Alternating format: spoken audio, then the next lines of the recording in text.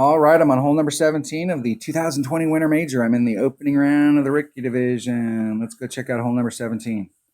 This is my practice account, which is a good thing because front nine wasn't bad. Didn't get my goal on the front nine. I did pick up a shot, but I didn't pick up hole number 7. And on the back, I haven't picked up 3 or 7. So I'm on the flat 12 on the back.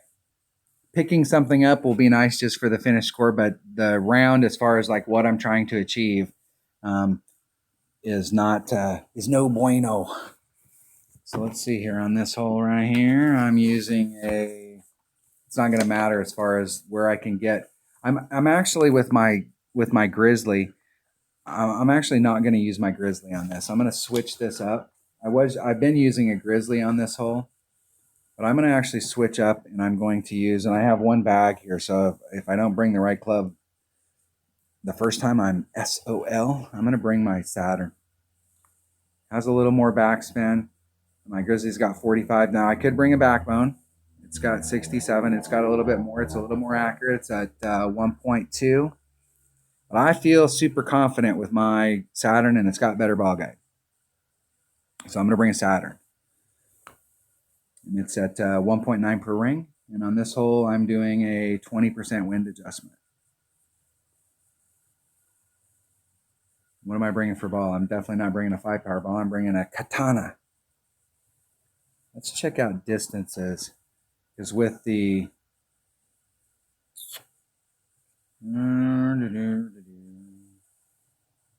not the Goliath. The Goliath would be a good choice here because your red line's further forward. So it's 126, 127. Did I pick the back one? I went the Saturn.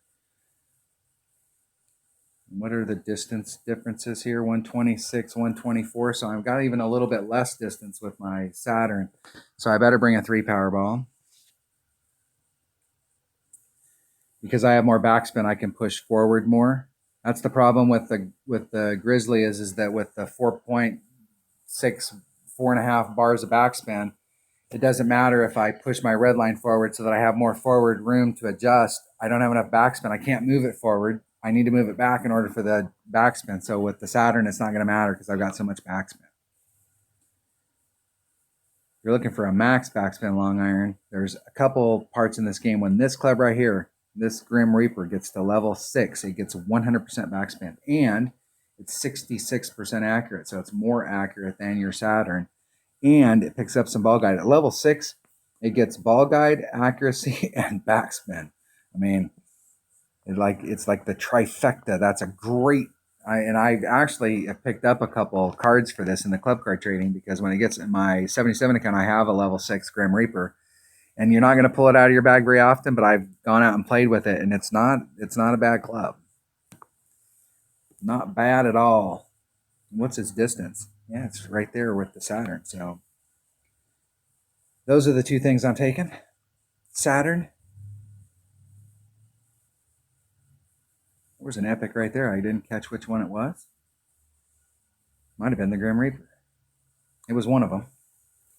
I never really pay attention to what's in those. I just open up chests. Sooner or later, you'll get enough to upgrade one of your club cards. That's how it works. We're farmers. We're farming club. Yep. Farming club cards. Do a 20% wind adjustment. So it's 2.5, so it'll be 2.75.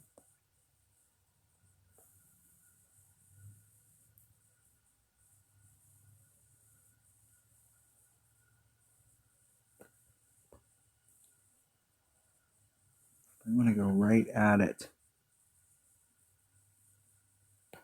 So it's 2.75.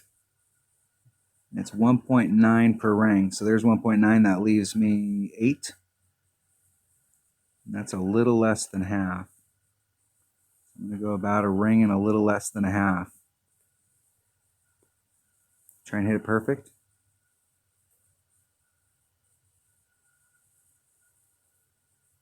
Hitting it perfect. Trying to get my perfect timing back now that I have my device working well. Is that in the hole? In the hole! Woo! That's what I'm talking about, getting a hole in one. That does not make up for the shit round that I've had here.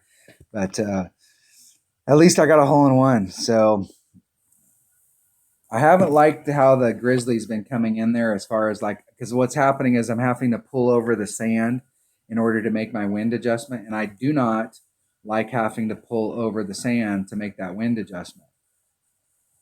I know it's just a little bit pulling over the sand there, but when you start making wind adjustments and you're getting over the sand, it affects your ball differently.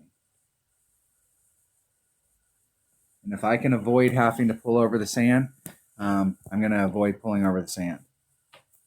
It affects your ball differently to the point where it could make you clip the rough. You do an adjustment, you go, hey, that was perfect. And then you clip that rough right there because you're so close to it in the front. You could probably do a rough bump there as the way we're coming into it. So with the Saturn, you could do a rough bump there.